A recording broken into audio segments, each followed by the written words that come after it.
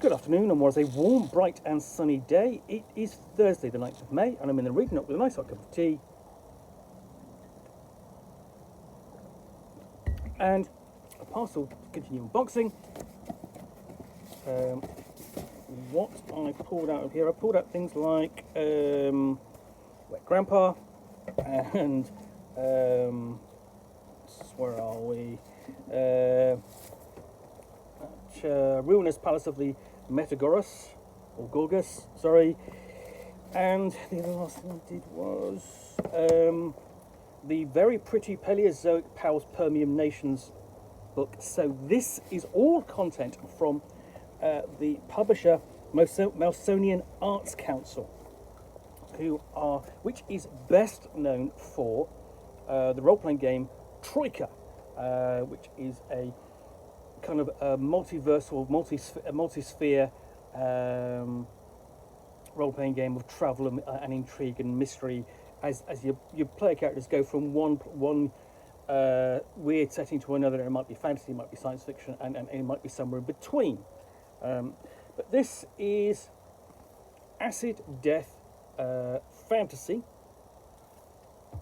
The slate was not wiped clean, it was shattered into countless jagged pieces, splintering a new world with the debris of the old.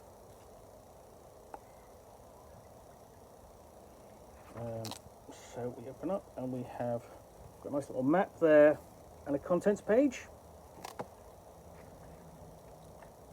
And a credits and title page. And here we've got the introduction. What happened is long forgotten. Remains of it barely understood by the most learned scholars are rife throughout the lands, but most are too busy surviving or maintaining their strangleholds on water and power and water to ponder these relics. So this is a post-apocalyptic setting. And what Troika does, it provides a lot of player character backgrounds that are really quite singular. So, for example, okay, you have a classic kind of post-apocalyptic character, the Wasteland Wanderer. A little bit like, you know, the character from A Dog and His Boy, film with Don Johnson, made in 1974. But then we have the kind of weirdness where you've got the shaved bear. And then we have other things like the Rebel Azure Ape, Sultanless Guard, Dune Rider, and each of these provides some possessions and some extra skills and a bit of background, and something special in some cases. So, for example, essentially Rebel Azure Ape gets these possessions, these skills, and the special is you must provide your babies with one provision between the three of them each day. After a year, they mature. So, you know, that's a drive for the player character to act. You've got Life Rider, Eunuch, Slough, or Slough, Lizardling, Sandworm Rider.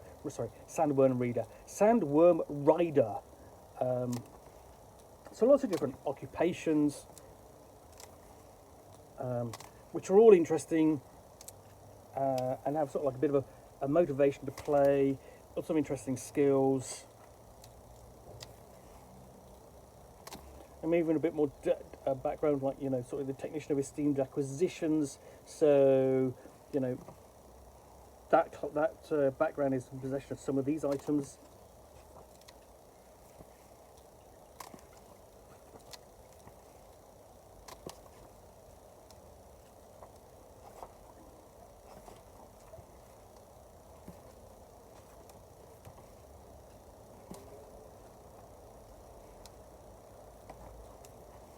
And then we move on to enemies. So, you know, essentially, the thing is, each of these are numbered between basically 1, 1 and 6, 6. So you're going to be rolling a D66 for this, so basically 2 6-sided dice.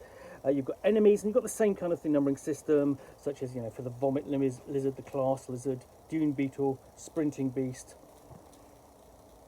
The basically the NPC version of the Slough or Slough Lizardling, Freshwater Grub,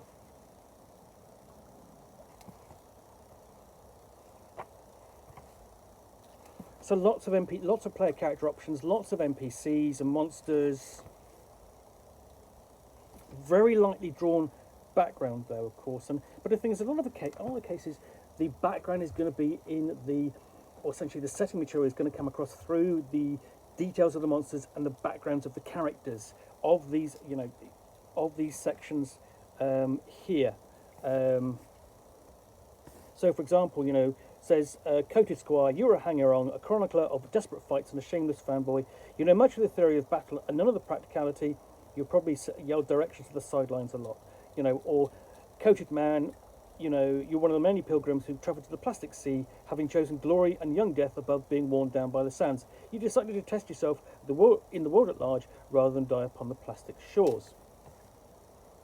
So that established sort of like different facts about, the setting. That there is a plastic shore or plastic sea. People die on the sands, and you come looking for another alternative. So, looking back through the monsters, you've got this really kind of vibrant, active artwork. Not a lot of it, but enough.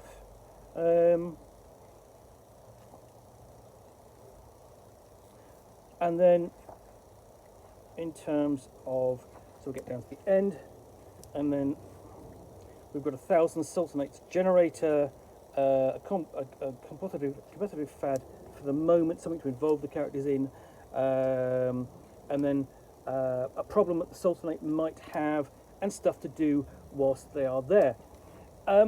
So, really, that is not a lot to it. It's very lightly drawn.